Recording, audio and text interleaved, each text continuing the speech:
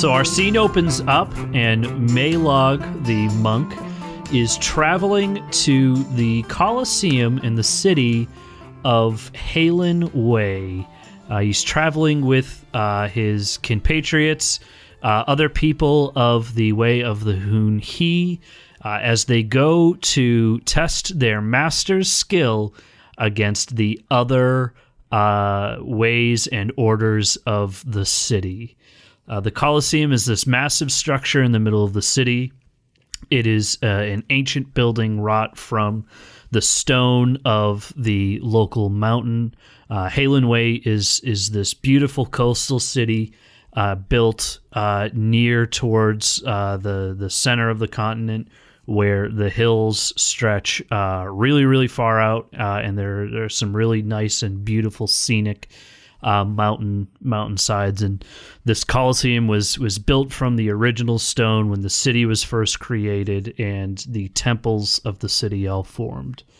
You, Maolog, are a monk of this temple, a monk of the Way of the Hun He. Your organization is one of the oldest of the cities in Halen Way, and you're very excited as you proceed down the street and head out to the Colosseum. You're escorting your master, Aurelian's son, who is going to be representing your order today in the fights. Any words of wisdom you want to give to your master as he prepares for his fight? I doubt anything I say is going to be more wise than what he already knows. Master Aurelian pats you on the back as he can see you're deep in contemplation of words that could possibly inspire him to do well, and he simply says to you,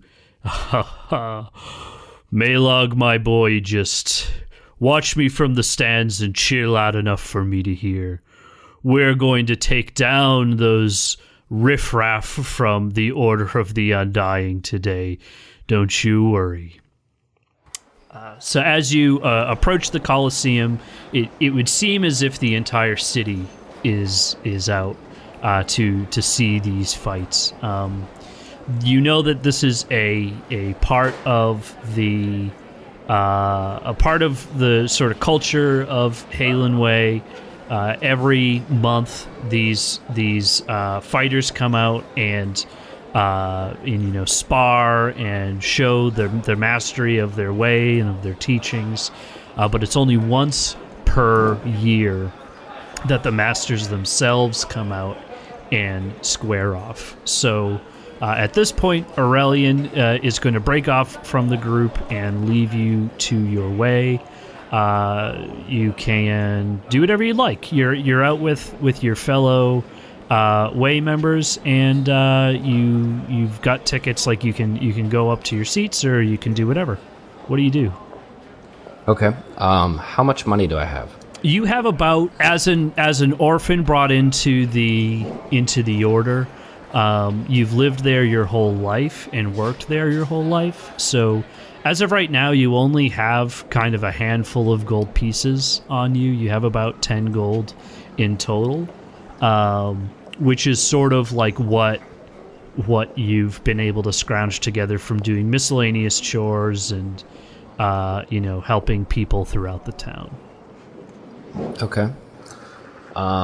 Then I guess I'll ask my compatriots.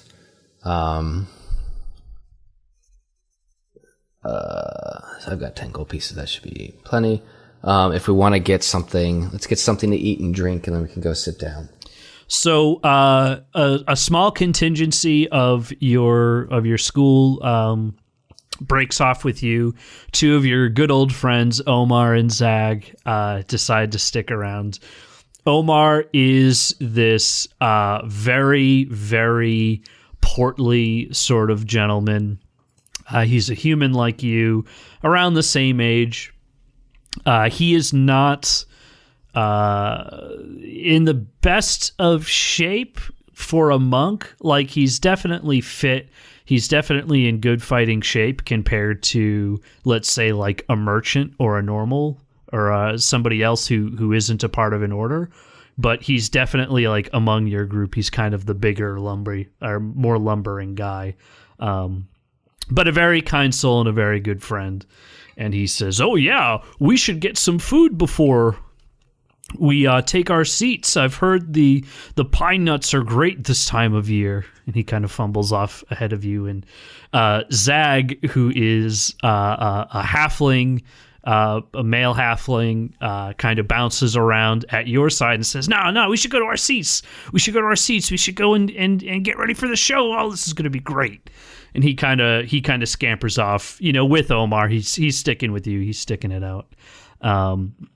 Zag, is a recent addition to the school. He was brought in like you were, off a ship. He was an orphan. He's a bit younger than you. He's about, you're in like what, the 20-ish range? Mm-hmm. He's about 15. He lost his family to some pirates that were roving up on the northern coasts in his village, and got brought in, but has always been kind of like this energetic soul, which you love. So the two kind of scamper off ahead, and you follow? Yes. Okay, cool. So there's pretty much every kind of worldly delight you would want. On the very first tier of the Colosseum is where all of the vendors are. You actually do enter into the archway of the Colosseum, so you're inside at this point, but there are vendors aplenty. You can pretty much get any kind of worldly delight you would like. There's food, there's ale, there's even some like weird sort of like I don't know what to call it, souvenirs that you can get, trinkets and stuff. Yeah, like you see like these really nice little figurines of the different masters of the time. You can see that there are, of course, your Master Aurelian. He has his own figurine. Master Belter, who is the master of the Order of the Undying, or the Way of the Undying. He has his own figurine, and that's kind of the biggest competition out right now. Is the Way of the Undying, but you can see all the other masters. There's the Way of the Middle, which is there as well. Old rivals of yours, but more congenial in these years. There's the Way of the High. Plenty of different other masters on Showpiece, but Aurelians and Belters are placed much higher than the rest, as your two organizations are sort of the oldest and most classic of the fights and of the city. Okay. So what would you like to buy? What does Maolog desire? Let's check with the shopkeeper for the price of the Aurelian the smaller figure, if they have one. So the smallest figure is this little sort of base wooden carving. It's probably roughly about the size of like the king chess piece. So it's like among chess pieces, it's the largest, but it's this intricately carved little statuette. And the marketeer, the vendor tells you that those are 18 gold per piece.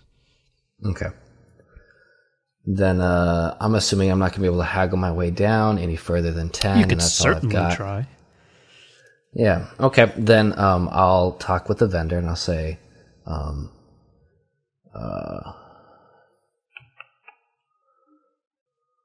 right, let's try this. I have literally no charisma, so this is going to go very well.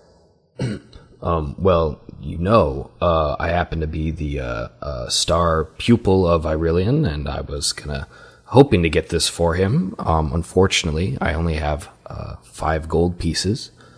Is there anything possibly that we could do so that I could, bring this over to him, and, maybe he'll like it a lot, and maybe, he'll come and visit the vendor, and, nothing really does more for a vendor than to have one of the great teachers come and visit it, and you can, tout that forever and all that. So the vendor kind of eyes you up. He doesn't quite know what to make of you, since like these souvenirs are typically for like the kids and the parents who like, want to give their kids something to remember the event by. But he does know that you are a member of the order, and a gift for your master is a gift for your master. So he's going to consider it. Why don't you roll me a persuasion check to see if you can haggle down the price. Okay, and that would be... So just go on to your character page, and then persuasion is... Oh boy, here we go. Yeah. Oh, so a 16. That's not bad. No, that's not bad at all. So he's kind of rubbing his chin, and he's thinking about it, and he says, well, listen, a little wooden figurine for your master, that's not really the best gift. Now, I understand money's tight, and you order type often don't have the deepest purses, but take a look at this. And he kind of lifts up from this cloth that was kind of behind the table this intricately etched wooden crest of your order. The crest of your order is made up of 3 separate parts representing the 3 separate tenets of your order, which all of you know. The 3 tenets are: never show your strength in your first hand or your first hit, never make a predictable move, and if you have faith in the way of the Hun-He, you will always find your golden age.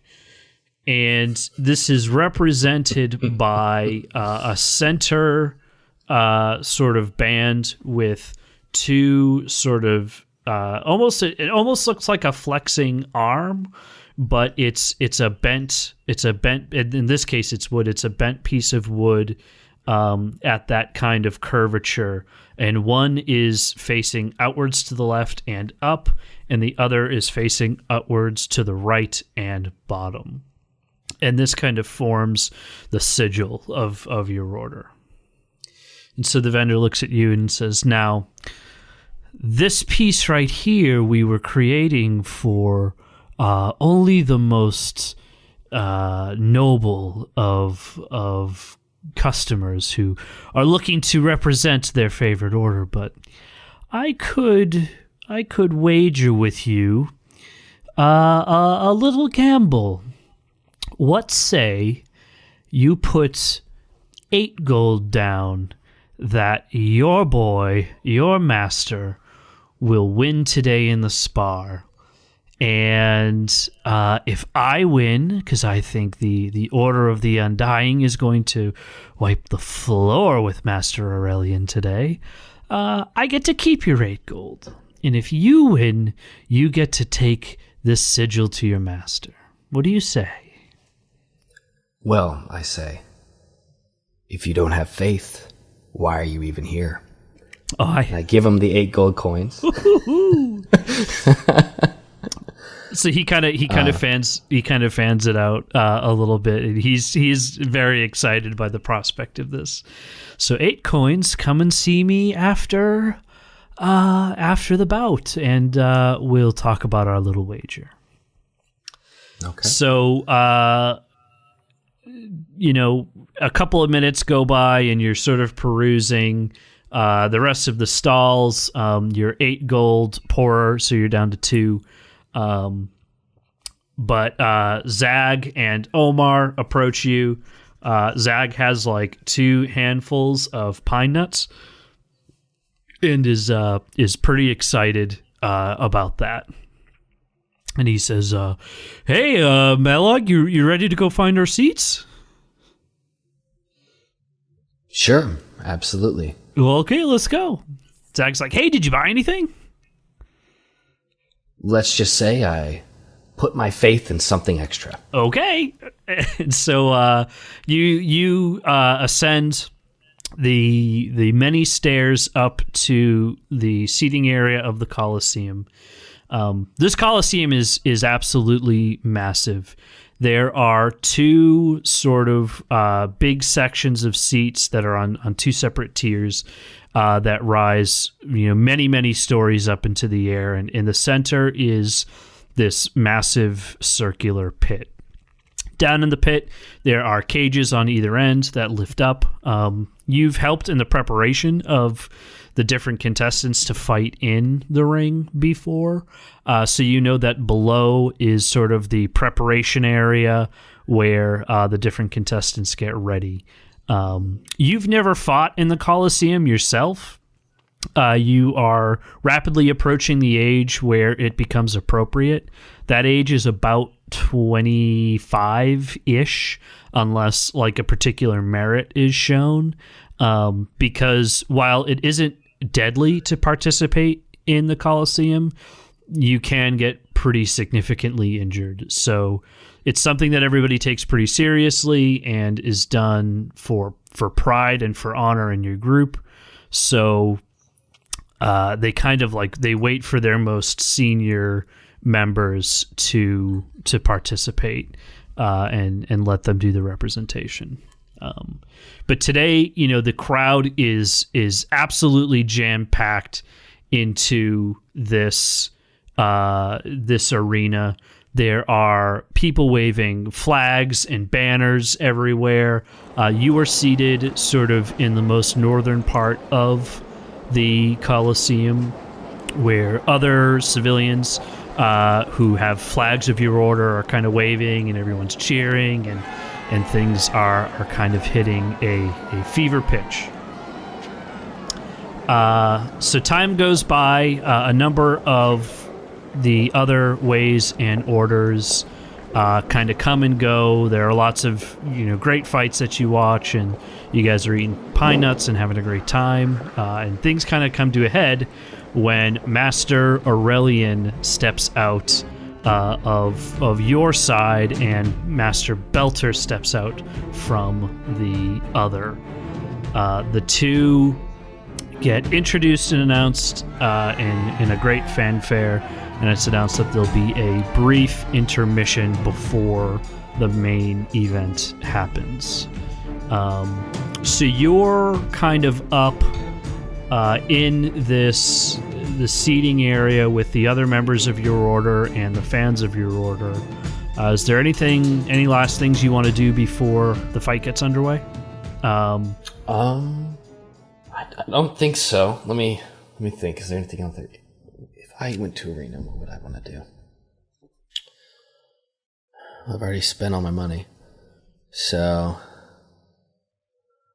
no. We'll just go ahead. We'll find our seats. We'll go sit with the rest of our order, and I'm gonna try and sneak some pine nuts from Omar every now and then. Okay. I do want you to give me a perception check.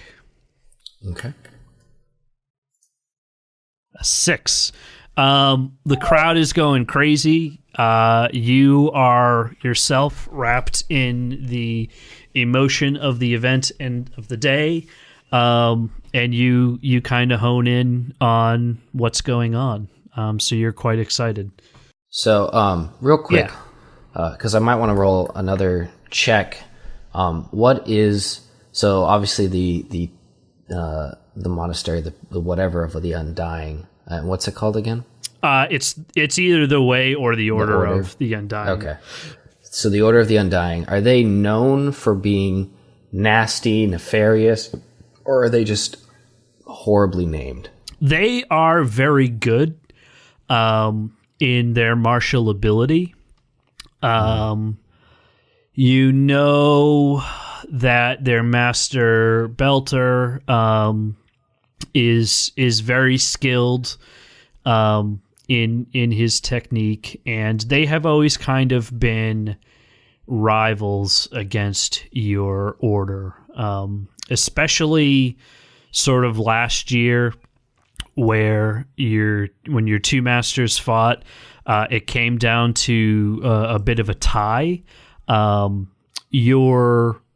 During the regular bouts where your standard members were fighting, the Order of the Undying was like kind of not wiping the floor with you guys, but like doing very, very well. They beat you in almost every matchup.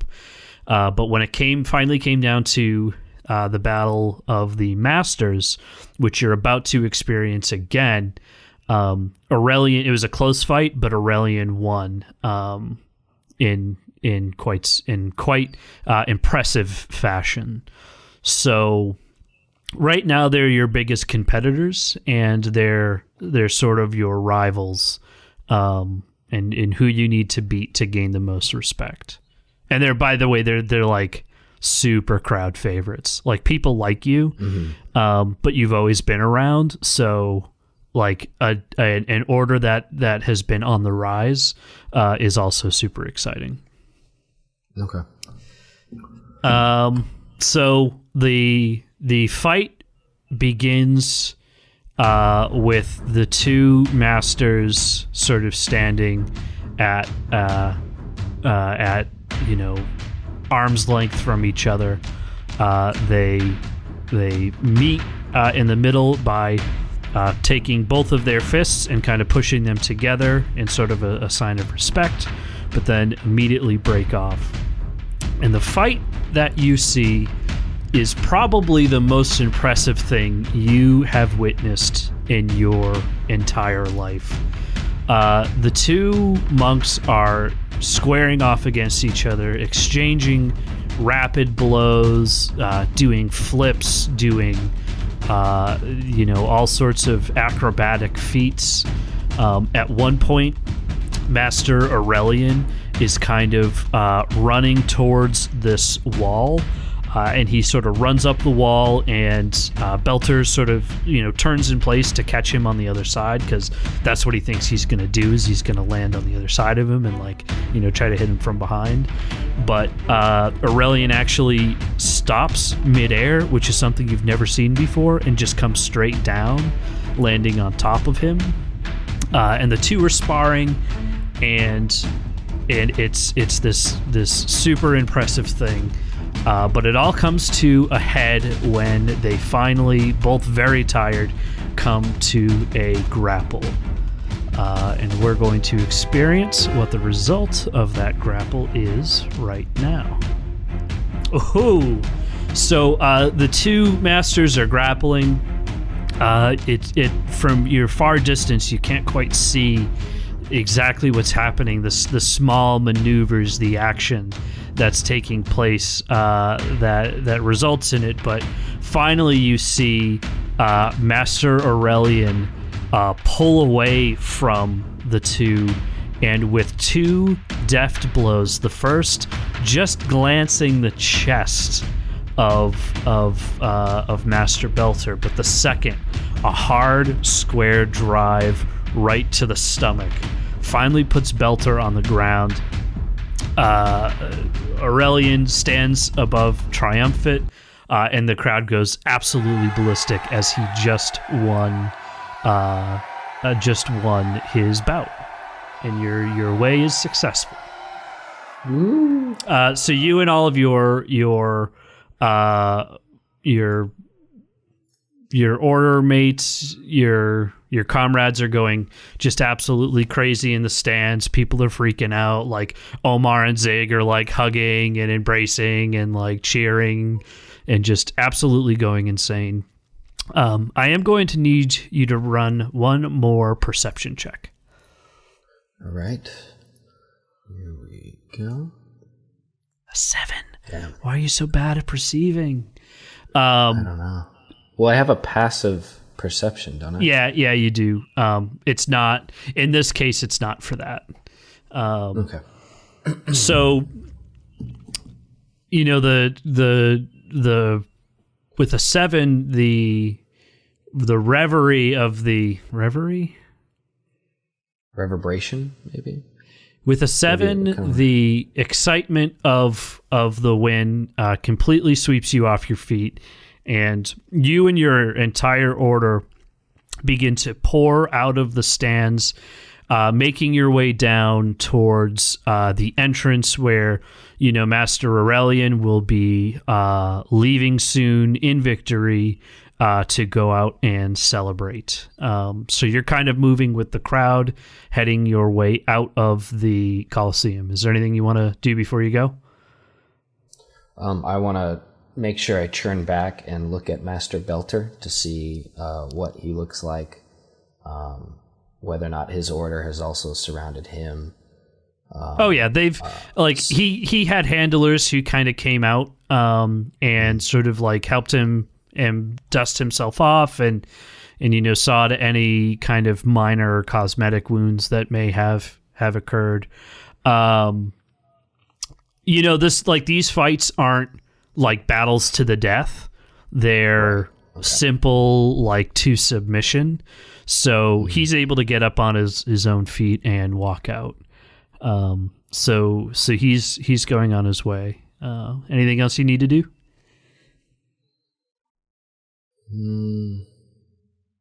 I kind of want to check my master for any injuries as well to see if Belter has actually managed to inflict damage on him at all. Okay, you won't so as you go downstairs, pretty much all of the Hunhee fans are just completely mobbing the area, and you, being a member of the order, are sort of able to fight your way through towards the throng, but the whole crowd is sort of moving out of the Colosseum and making their way out into the street.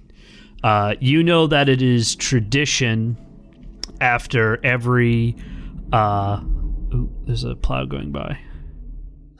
That it's... real quick, could I also make sure that Master Aurelian has space around him along with my other acolytes? Oh yeah, so you wanna kind of run up with the group. Yeah, sure. So the whole group is moving out. That the tradition after Colosseum battles for your order, especially after you win, is to go to the Foshan, which is a restaurant somewhat near your temple, to go and celebrate. And that's where this crowd is moving. So you're ready to roll with them? I think so. All right. So you... Oh, wait. I have to go check the... No, I can always come back, right? The stall's going to be there later on? That the stalls are only open during, active Colosseum matches, and that the next Colosseum bout won't be for another week. Okay. So it's closed at this point, and I know that... It's not closed. It's not closed. They're still open. But, the crowd is sort of moving in one direction, and you're amongst them. So if you want to turn back, you're going to have to turn back now and go in. I'll go with Aurelian.